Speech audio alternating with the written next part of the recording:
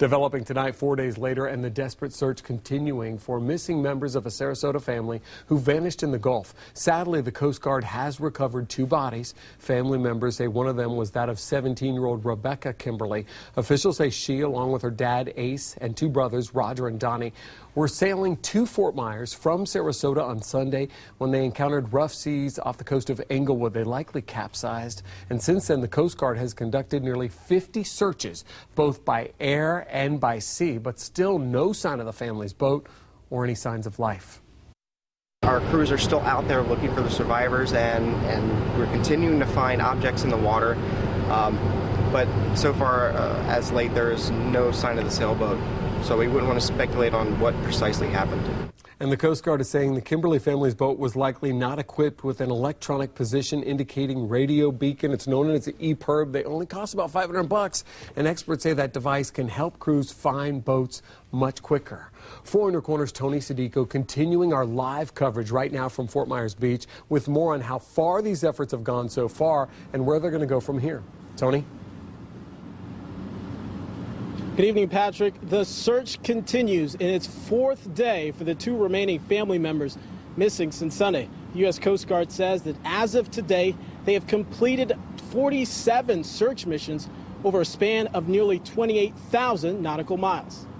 Coast Guard, with our local and state partners, searched and continue to search throughout the night using air and sea assets.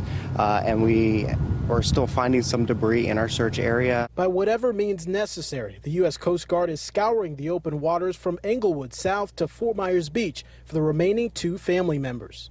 We always remain hopeful to find survivors. We are searchers and rescuers. It's the bread and butter of our service is search and rescue. So far, the Coast Guard has recovered 2 bodies, but will not release their identities until the search is completed.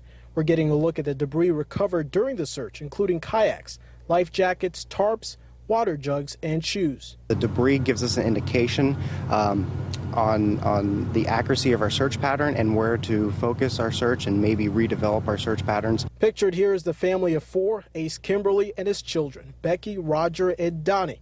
They've been missing since Sunday when they embarked on a journey from Sarasota to Fort Myers Beach, getting caught in a thunderstorm and rough seas on the way. Weather is one of those variables that tests a mariner's limits. A 6-foot seas and thunderstorms could be very easy for some experienced mariners, but to an amateur mariner, it could be a very challenging environment. Despite finding a couple flares, the search for the remaining continues tonight. With more than 164 hours already invested in the search, Chief Nick Congemi says they're committed to finding the remaining family members. How much longer do you expect this search to go on?